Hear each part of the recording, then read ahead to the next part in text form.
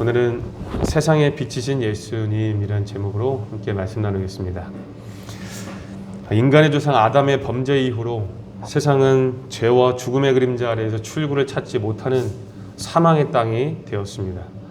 정욕과 범죄, 비난과 정죄, 의심과 불신, 유혹과 시험이 여전히 상존하고 있습니다. 그로 인해 인간은 더욱더 부패와 혼돈에 빠져 사망의 길에서 벗어날 수 없는 존재로 살아갑니다. 사망의 길에서 벗어나기 위해 발버둥 치지만 한 줄기 빛조차 없는 혼돈의 자리에서 출구를 찾기는 도저히 불가능하죠. 그래서 하나님은 혼돈과 어둠이 내린 이 땅에 예수님을 한 줄기 빛으로 보내주셨습니다. 부패와 혼돈만이 남은 이 땅에 예수 그리스도를 말미암아 소망이 생긴 것입니다. 그렇다면 한 줄기 빛이 내릴 때 어둠이 사라지듯 세상에 빛으로 오신 예수께서 세상에 생명의 빛을 비추실 때 과연 어떤 변화가 일어날까요? 오늘 우리가 본문을 통해서 예수 그리스도를 말미암은 생명의 변화를 확인하면서 함께 하나님의 음성에 귀를 기울이고 은혜 받는 시간 되시기를 축복합니다. 오늘 우리가 함께 나누는 말씀은 가늠한 여인 이야기로 시작되고 있습니다. 예수님은 초막절을 지키고 그해 겨울이 있을 수전절을 지키기 위해 아마도 예루살렘 주변에 머물러 계셨을 것으로 예상할 수 있습니다. 그래서 본문 2절에 기록되어 있는 것처럼 자주 성전에 들어가셔서 백성들에게 하나님의 말씀을 가르치셨습니다. 그런데 백성들을 가르치고 있던 예수님 앞에 바리새인과 서기관들이 나타나 음행 중에 잡힌 여자를 끌고 와 이렇게 질문을 합니다. 우리 4절과 5절 말씀 한번 읽어볼까요? 4절과 5절입니다. 시작. 예수께 말하되 선생이여 이 여자가 간음하다가 현장에서 잡혔나이다. 모세는 율법에 이러한 여자를 돌로 치라 명하였거니와 선생은 어떻게 말하겠나이까. 아멘. 서기관과 바리새인들이 음행한 여인을 현장에서 붙잡았는데 어떻게 처리하면 좋겠냐고 예수님께 묻고 있습니다. 그런데 그들의 의도가 굉장히 수상하죠. 왜냐하면 이들이 현장에서 여인을 붙잡았다라고 하는데 이 현장을 어떻게 알고 잡았으며 현장에는 분명 남자도 있었을 것인데 왜 여자만 잡아왔냐는 것입니다. 레위기 20장 10절 말씀에 보면 간음하는 자는 누구든지 즉 남자와 여자 모두 죽이라고 명령합니다. 그런데 왜 여자만 끌고 왔냐는 거죠. 어쩌면 간음한 남자가 사회적으로 높은 신분이었기 때문에 여자만 데려왔을 것이라고 예상됩니다. 이것만 보아도 이스라엘 당시 여성의 사회적 위치가 사람 취급받지 못하는 것으로 생각됩니다.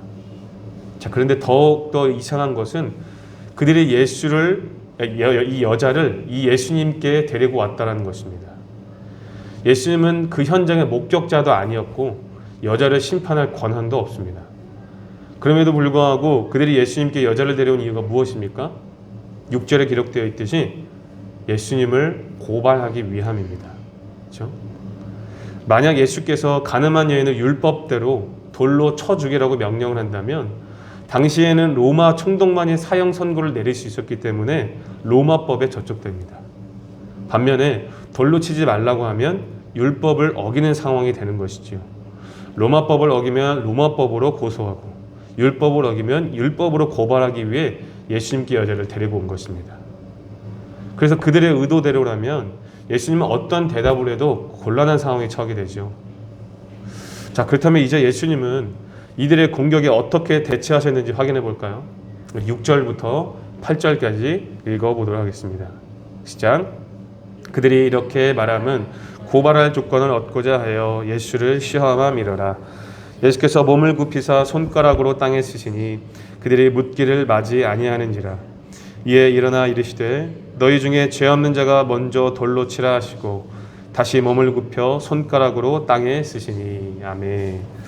예수님은 서기관과 바리새인들의 질문에 먼저 아무 말 없이 손가락으로 땅에 뭔가를 쓰기 시작합니다.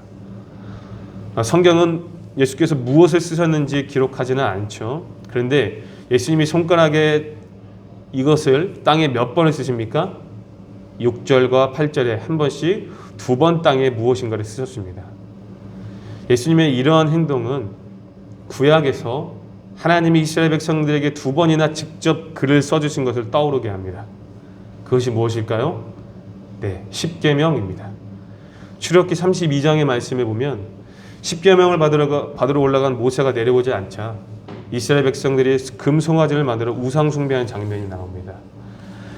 그런데 만약 십계명이 그들에게 주어지면 이스라엘은 그대로 멸절당하게 됩니다. 왜 그렇습니까? 십계명의 1계명이 너는 나 외에는 다른 신을 섬기지 말라는 명령이었기 때문입니다. 그래서 모세는 자기의 생명을 걸고 십계명이 기록된 돌판을 깨뜨려 버리죠.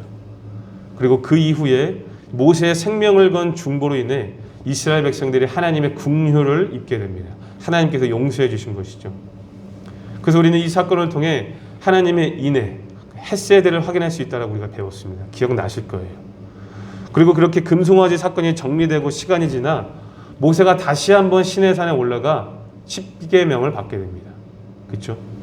그러니까 십계명은요, 하나님이 돌판에 직접 새긴 것으로서 모세를 통해 2번이나 기록된 것이 십계명이라는 것입니다. 출애굽기 31장 8절을 읽어드릴게요. 여호와께서 시내산 위에서 모세에게 이르시기를 마치신 때에 증거판 둘을 모세에게 주시니 이는 돌판이요 하나님이 친히 쓰신 것이더라. 아멘. 성경학자들은요, 예수님이 손가락으로 2번 땅에 쓴 글이 하나님이 친히 2번에 거쳐서 쓰신 십계명일 것이라고 주장을 합니다. 물론 명확하지는 않지만 어느 정도 동의가 되는 주장이긴 해요. 자, 그래서 만약 이 성경학자들의 주장대로 예수께서 땅에 쓴 글이 십계명이라고 한다면 사람들은 예수님을 지금 주목할 수밖에 없을 겁니다. 그렇죠? 본문에서도 나와 있는 것처럼 더 질문을 하지 않고 예수님의 상황을 주목하고 있는 거예요. 바리새인과 서기관들의 질문에 과연 예수님이라면 어떤 판결을 내리실지 귀추가 주목되고 있는 상황이었기 때문에 예수님의 행동 하나하나에 집중했을 겁니다. 그런데 예수님께서 질문 대신 십계명을 적지요. 대답 대신 십계명을 적죠. 그리고 나서 하신 말씀이 무엇입니까? 너희 중에 죄 없는 자가 먼저 돌로 치라. 십계명을 땅에 적으시고 죄 없는 자가 먼저 돌로 치라라고 하는 이 명령을 어떻게 이해할 수 있겠습니까? 이 말은 율법대로 집행하자는 말씀이겠죠? 그런데 조건이 있습니다. 죄 없는 자가 율법대로 이 여인을 심판하라는 것입니다. 물론 율법은 죄 없는 자만 가늠한 자를 돌로 칠 수 있다고 말하지는 않습니다. 하지만 예수께서 이렇게 말씀하신 이유는요, 남을 정죄하기 전에 먼저 자신을 돌아봐야 한다는 율법의 정신을 상기시키기 위한 것입니다. 그래서 십계명을 적으시고 그 말씀을 하신 거예요. 예수님의 이 말에 어느 누가 여인을 심판하겠습니까? 그렇죠? 9절의 말씀에 보니까 그들이 예수님의 말씀을 듣고 양심의 가책을 느껴 어른부터 시작하여 젊은이까지 모두 떠나갔다고 기록되어 있습니다. 성경이 증언하는 바 의인은 없나니 하나도 없다는 것을 증명해주고 있습니다. 구경하는 무리들은 스스로 이렇게 생각했을지도 몰라요. 적어도 저 여인보다는 괜찮은 신앙인으로 생각했을 것입니다. 그러나 예수께서 십계명을 땅에 적으시고 죄 없는 자가 이 여인을 쳐라 라는 이 질문에 자신의 실체가 드러날까 봐 도망간 것입니다. 그들은 죄를 지적하는 방법만 알았지 자신들의 죄를 회개하고 용서받으며 용서하는 법을 몰랐던 것입니다. 해결되지 않은 자신의 죄를 가진 채로 다른 죄인을 정죄하기만 했다는 것이죠. 하지만 예수님을 통해 그들의 죽었던 양심이 살아나게 되었습니다. 그러므로 우리는 이 사건을 통해 깨닫는 은혜가 있습니다. 사랑하는 성도 여러분, 세상의 빛으로 오신 예수님을 만나면 이렇게 무슨 일이 일어납니까? 죽었던 양심이 살아난다는 것입니다. 죽었던 양심이 살아난다는 것은 자기의 죄인됨을 깨닫는 것을 의미합니다. 방금 전 본문을 통해 확인했던 것처럼 우리는 성경이 증언하는 바 의인은 없나니 하나도 없다는 사실을 깨달아야 됩니다. 하지만 이 땅을 살아가는 모든 사람들은 모두 죄인이라는 거예요. 인간의 조상 아담의 범죄 이후로 모든 사람들은 죄와 사망에서 태어나 죄를 낳는 존재로 살아갑니다. 본질적으로 그렇다는 거예요. 그래서 하나님이 보시기에 의인이라 불릴 만한 존재는 이 땅에 아무도 없습니다. 그런데 아이러니하게도 죄인들끼리 등급을 매기며 살아가는 것이 이 시대이죠. 그렇죠? 도덕적으로 좀 더 깨끗하게 산 사람, 깨끗하지는 않지만 남에게 피해를 주지 않는 사람, 남에게 피해를 입히면서까지 죄를 짓는 사람 등등 여러 가지 등급을 매기며 살아갑니다.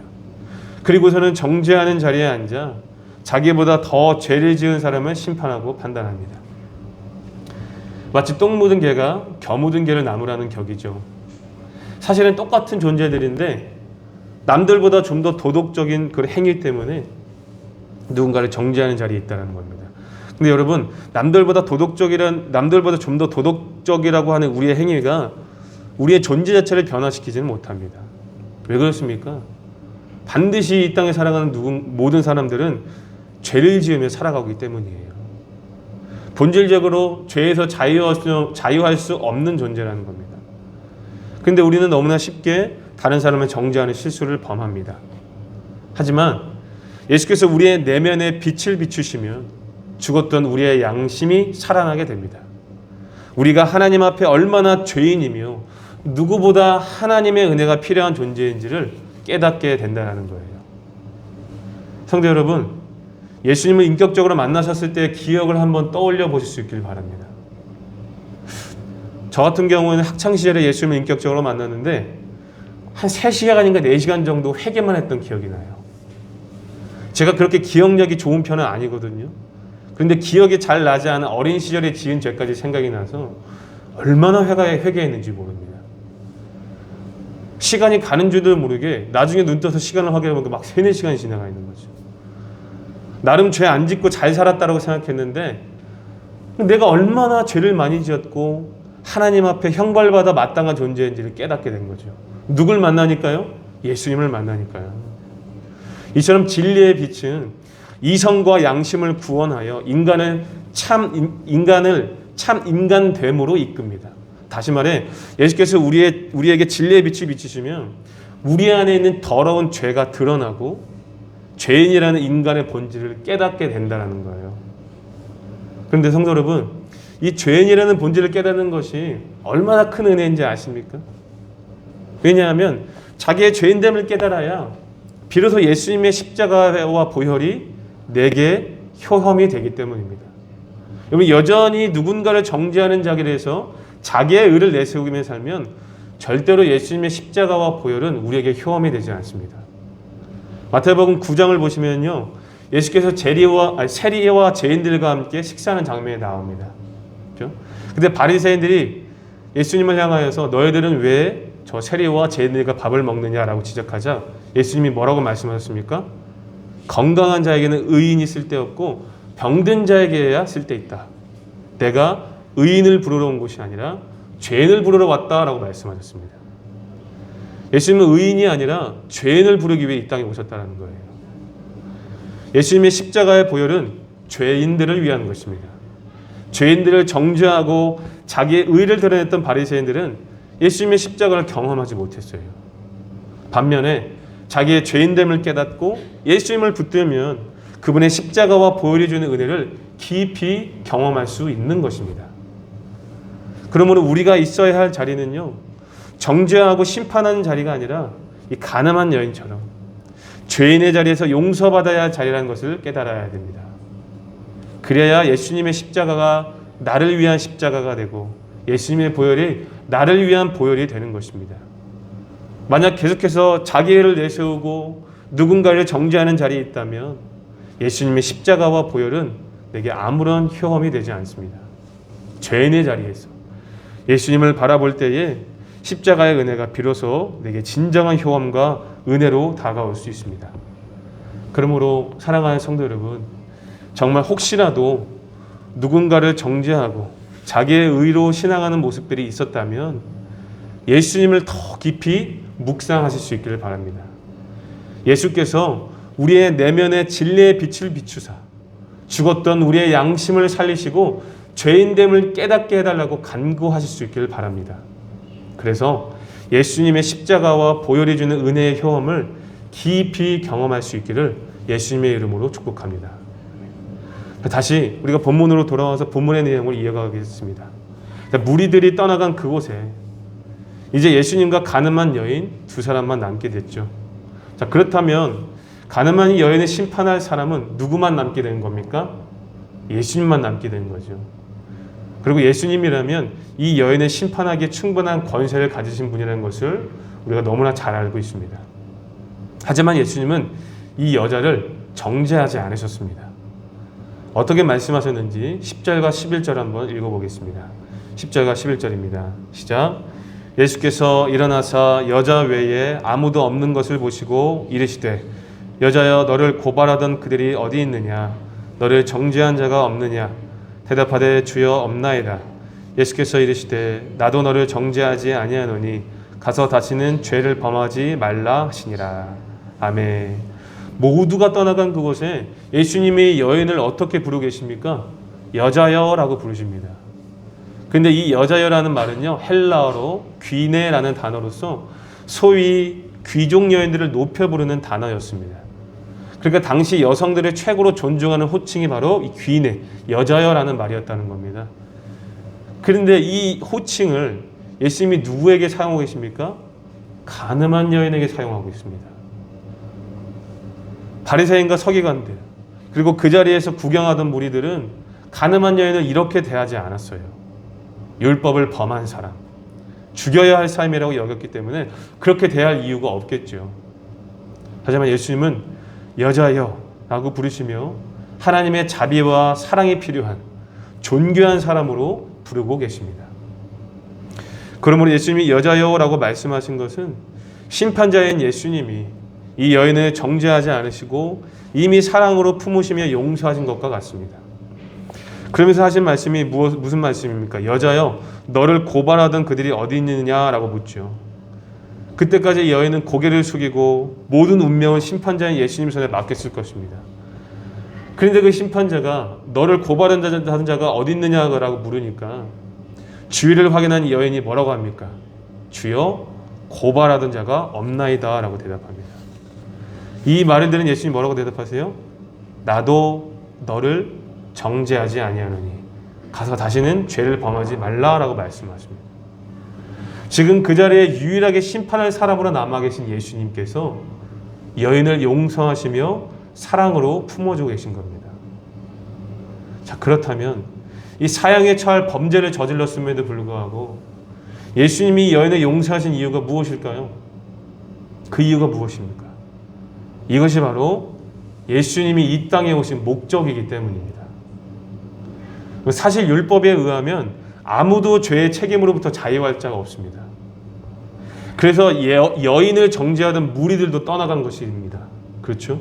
하지만 예수님은 이 사형에 처할 중죄를 진 여인을 용서하심으로써 자신에게 죄를 사하는 권세가 있다는 것을 알리시고 더 나아가 자기 백성을 그들의 죄에서 구원하기 위해 오셨음을 이 사건을 통해 알려주고 계시는 겁니다. 결국 정죄받아 마땅한 여인에게 나도 너를 정죄하지 않겠다라고 말씀하신 용서의 선언은 우리가 어떻게 이해할 수 있겠습니까? 장차 예수님을 영접하고 죄사함을 얻게 될 모든 인류, 곧 우리를 향한 메시지로 이해할 수 있어야 된다는 것입니다. 나도 너를 정죄하지 않겠다. 그러므로 우리는 이 사건을 통해 깨닫는 은혜가 있죠. 무엇입니까? 세상의 빛으로 오신 예수님을 만나면 죄에서 자유함을 얻게 된다는 것입니다. 믿으시면 아멘 하시기 바랍니다. 아멘이시죠? 예수님을 영접하면 죄와 사망의 법이 우리를 정죄하지 못한다는 거예요. 그래서 사도 바울이 로마서 8장 1절과 2절에서 뭐라고 선포했습니까? 너무나 유명한 구절이죠. 그러므로 이제 그리스도 예수 안에 있는 자에게는 결코 정죄함이 없나니 이는 그리스도 예수 안에 있는 생명의 성령의 법이 죄와 사망의 법에서 너를 해방하였습니다. 아멘. 사도 바울도 분명하게 선포하고 있습니다. 그리스도 예수 안에 있으면 결코 정죄함이 없다라고 선포합니다. 그 이유가 무엇입니까? 예수 안에 있는 생명의 성령의 법이 죄와 사망의 법에서 우리를 해방했기 때문입니다. 예수께서 이 일을 어떻게 성취하셨습니까? 죄 없으신 그분이 죄인의 자리에 내려가 우리의 죄를 대신 담당하셨기 때문입니다. 여인이 감당해야 할 죄, 양심의 가책을 느껴 떠나갔던 무리들의 죄, 저와 여러분들이 포함한 모든 사람들의 죄를 대신 담당하셨습니다. 그리고 율법이 요구하는 죄의 책임, 그 사망의 법을 예수님이 십자가에서 담당하시고 3일 만에 부활하사 생명의 성령의 법을 성취하셨습니다. 그래서 예수님을 믿으면 예수님 안에 있는 생명의 성령의 법, 그 빛이 나의 내면에 들어와 우리가 받아야 할 죄의 책임에서 자유하게 되는 것입니다. 좀 더 구체적으로 말하면 그 원죄의 멍에에서 해방을 얻었다는 것으로 이해하시면 됩니다. 제가 종종 언급하는 구원의 세 가지 시점 중에 칭의 구원을 말하는 거죠. 하나님이 보시기에는 여전히 의롭지 않지만 예수님의 십자가와 그 보혈의 공로를 그것을 보시고 그죠? 의롭다고 불러주신 겁니다. 비록 우리가 어떤 죄를 지었든 간에 그 십자가상의 강도처럼 진심으로 예수님을 영접하면 하나님은 영원토록 우리를 죄인 취급하지 않으시고 의인 취급해 주신다는 거예요. 예수 안에 있는 자는 더 이상 정죄함이 없습니다. 영원한 형벌에서 노임을 받았습니다. 그래서 이제는 더 이상 지옥 갈 염려가 전혀 없어요. 생명의 성령의 법이 죄인을 원죄에서 해방시켰기 때문입니다. 하지만 성도 여러분, 이것이 윤리적인 죄든 하나님을 완전히 의지하지 못하는 죄든 우리가 일상 짓는 죄에서 자유로워졌다는 의미는 아닙니다. 예수님의 십자가 사랑에 진정으로 항복하여 하나님을 믿는 자라면 더 이상 영원한 심판에 대한 두려움에서 벗어나야 된다라는 것입니다. 내가 이런 죄를 짓다가 혹시 지옥 가는 거 아닌가? 이런 생각을 하면 안 된다는 겁니다. 혹시 내가 지은 죄 때문에 하나님이 나를 미워해서 뭔가 어려운 고통과 징계를 주시는 거 아닌가? 불안해하는 것도 없어야 된다는 거예요. 왜 그렇습니까? 우리가 누구 안에 있기 때문이에요? 예수님 안에 있기 때문입니다. 예수님 안에 있는 생명의 성령의 법이 죄와 사망의 법으로부터 우리를 해방시켰기 때문입니다. 마귀의 자녀에서 하나님의 자녀로, 죄인에서 의인으로 우리의 신분을 바꿔 주셨습니다. 그러므로 예수 안에 있는 자는 결코 정죄함이 없음을 믿고 자유할 수 있어야 합니다. 그런데 하지만 한 가지 명심할 것이 있습니다. 그것이 뭘까요? 우리는 신분이 변화된 것이지 본질 자체가 바뀐 것은 아닙니다. 형벌만 면제받은 것입니다. 그래서 신자란 용서받은 죄인이다라고 얘기할 수 있는 거예요. 신자를 무슨 말로 표현할 수 있다는 거예요? 용서받은 죄인인 거죠. 여전히 죄의 본성은 남아있어서 수시로 죄를 짓는 겁니다. 그래서 예수께서 여인에게 무엇을 명령하십니까? 그래서 예수님이 여인에게 뭐라고 말씀하셨어요? 내가 너를 정죄하지 않겠다라고 말씀하시면서 뭐라고 말씀하셨습니까? 가서 다시는 죄를 범하지 말라라고 명령하셨습니다. 그렇죠? 그런데 여기서 다시는 죄를 범하지 말라는 명령은요, 그러니까 행위로 이해하기보다는 의지로 이해하는 것이 더 좋습니다. 그렇죠? 제사함 받고 신분의 변화는 받았지만 여전히 죄의 본성은 남아 있어서 우리가 여전히 죄를 짓고 있기 때문이죠. 행위로는 이 말씀에 온전히 반응할 수가 없습니다. 하지만 적어도 신분이 변화가 되었으니 그 신분에 맞게 살아가라는 의지적 결단으로 이해해야 된다는 거죠. 그 죄와 싸우되 피 흘리기까지 싸우는 결단이 있어야 한다는 것입니다. 의인답게 살아갈 의지적 결단이 필요하다는 거예요. 그래서 사도 바울은 에베소서 5장 8절에서 이렇게 권면합니다. 너희가 전에는 어두움이더니 이제는 주 안에서 빛이라. 빛의 자녀들처럼 행하라. 아멘. 너희가 전에는 어두움이었지만 어두운 곳에 있었던 것이 아니라 어두움 그 자체라고 말합니다. 그렇죠? 하지만 이제는 주 안에서 빛이 되었다. 빛이 드는 곳에 있는 것이 아니라 빛 그 자체가 되었다라고 선포합니다. 세상에 빛으로 오신 예수 그리스도를 말미암아 우리도 그 빛 자체가 되었다는 겁니다. 그러므로 빛의 자녀들처럼 행하라. 할렐루야. 아멘이시죠. 그렇죠? 의지적 결단을 요구하고 계신 거예요. 세상에 빛이신 예수님께서 우리의 내면에 진리의 빛을 비추사 우리로 하여금 죽었던 양심을 살리시고 그로 인해 자기의 죄인됨을 깨달아 예수 안에 거하는 자들에게는 무슨 은혜를 주셨습니까? 죄에서 자유하게 하는 은혜를 주셨습니다. 그리고 더 나아가 마귀의 자녀에서 빛의 자녀로 신분을 변화시켜 주셨습니다. 자, 그렇다면 이 말할 수 없는 놀라운 은혜를 받은 사람은 어떻게 살아야 한다는 겁니까? 그 신분에 맞게 살아야 한다는 거예요. 그래서 세상의 빛으로 오신 예수님을 만나면 신자의 삶에도, 내면만이 아니라 삶에도 놀라운 변혁이 일어나게 된다는 겁니다. 그럼 마지막으로 우리 12절 말씀 한번 읽어볼까요? 본문 12절입니다. 시작. 예수께서 또 일러 가라사대 나는 세상의 빛이니 나를 따르는 자는 어두움에 다니지 아니하고 생명의 빛을 얻으리라. 아멘. 자, 세상의 빛으로 오신 예수님을 만나면 무슨 일이 일어납니까? 어두움에 다니지 않고 생명의 빛을 얻게 됩니다. 자, 여기서 어두움에 다니지 않는다. 어두움에 다니지 않는다. 무슨 말입니까? 행위의 변화를 말합니다. 어두움에 다닌다. 행위에 대해서 얘기한 거잖아요. 그렇죠? 신자의 삶에 놀라운 변화가 일어난다는 거예요. 삶에도. 성도 여러분, 우리 스스로는 빛을 낼 수 없지만 빛이신 예수 안에 거하면 우리도 빛을 내는 존재가 됩니다. 어두움에 다니지 않고 예수님 안에 있으면 생명의 빛을 얻어서 빛을 내는 존재로 살아가게 된다는 거예요. 그래서 생명의 빛을 얻었다라고 표현하고 계신 겁니다.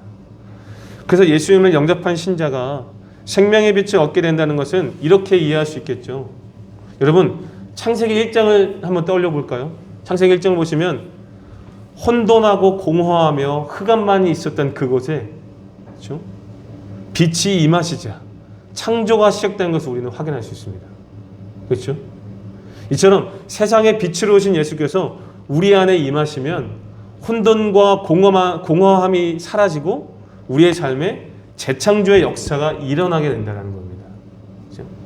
그래서 사도 바울은요, 고린도서 5장 17절에서 이렇게 선포합니다. 그런즉 누구든지 그리스도 안에 있으면 새로운 피조물이라. 이전 것은 지나갔으니 보라 새 것이 되었도다. 아멘. 여러분, 이 구절에서 이전 것은 지나갔다는 말은요, 헬라어로 파렐 코마이라는 단어가 사용되는데 상징적으로 소멸하다, 파하다라는 의미입니다. 빛이신 예수님 안에 있으면 우리의 예전 모습은 소멸되고 새로운 일, 재창조의 역사가 일어난다는 거예요. 아니, 새 것이 되었다라고 선포합니다. 그렇죠? 예수 그리스도로 말미암아 재창조의 역사가 이미 시작되었고 계속해서 진행될 것이며 장차 예수께서 다시 오실 그날에 완전하게 성취될 것이다라고 믿음으로 선포하고 있는 겁니다. 예수님 안에 머물러 있으면 의롭다고 불러주실 뿐만 아니라 거룩한 모습으로 성화되는 은혜도 누릴 수 있다는 것입니다. 내가 하는 것 같지만 누가 해주시는 겁니까? 우리 주님께서 그렇게 해주신다는 거예요. 그래서 예수님이 요한복음 15장에서 나는 포도나무요 너희는 가지니 나를 떠나서는 열매를 맺을 수 없다라고 말씀하신 거예요. 예수님 안에 머물러 있어야만 그 모든 은혜를 누릴 수 있다라는 것입니다. 그러므로 사랑하는 성도 여러분, 예수님 안에 늘 머물러 있으시기를 바랍니다. 예수님 안에 머물러 있어야만 죄에서 자유함을 얻고 그 신분에 맞는 삶을 살아가는 은혜를 누릴 수 있습니다. 그래서 여러분, 사도 바울이, 그렇죠? 빌립보서 5장에서 이렇게 얘기하잖아요. 내게 능력 주신 자 안에서 내가 모든 것을 할 수 있느니라. 저는 과거에 여기서 사도 바울의 내게 능력 주시는 자 안에서 모든 것을 할 수 있느니라 라는 이 능력을 어떤 기능적인 능력으로만 생각했거든요.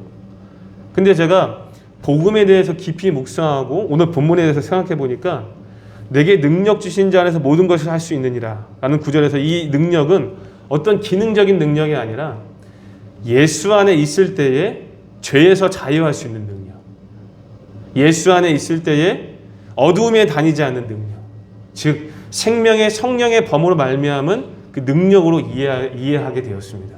내 힘으로는 죄와 싸워서 이길 수 없습니다. 그렇죠? 내 힘으로는요, 내 스스로 나의 죄인됨을 깨달아 알 수가 없어요. 그렇죠? 내 힘으로는요, 죄에서 자유할 수가 없습니다. 그러나 예수님 안에 거할 때에, 그렇죠?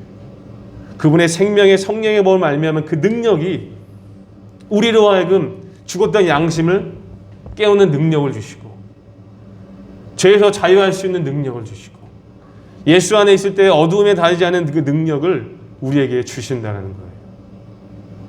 그 능력으로 혼돈과 어둠만이 존재하는 이 땅에서 살아갈 소망을 얻고 더 나아가 누군가에게 소망의 빛을 비추는 빛의 자녀로 살아가게 된다는 것을 깨닫게 되었습니다. 사랑하는 성도 여러분, 오늘 말씀을 통하여서 각자에게 귀한 도전이 있는 줄로 압니다. 그 귀한 도전과 그 깨달은 그 은혜의 말씀을 붙잡고 믿음으로 도전하실 수 있길 바랍니다. 이제 말씀을 정리하겠습니다. 혼돈과 어둠만이 존재하는 인간이 세상의 빛으로 오신 예수님을 만나면 죽은 양심이 살아나고 죄에서 자유함을 얻으며 생명의 빛을 얻게 된다는 사실을 우리는 본문을 통해 확인했습니다. 그리고 우리는 그 빛을 이미 받았고 그 빛으로 말미암은 은혜를 이미 누리고 있다는 사실을 깨닫게 되었습니다. 사랑하는 성도 여러분, 성도님들은 이 예수님으로부터 얻게 된 이 생명의 빛을 얼마나 충만하게 누리고 계십니까? 얼마나 그 빛의 능력을 고백하며 살고 계십니까? 그리고 그 빛의 능력을 누리기 위해 무엇을 결단하며 살고 계십니까? 부디 본문을 통해 주시는 이 깨달음을 붙잡고 기도하실 때에 빛이신 예수님으로부터 얻게 되는 은혜를 더욱더 충만하게 누리는 복된 인생이 될 수 있기를 예수님의 이름으로 축복합니다. 아멘.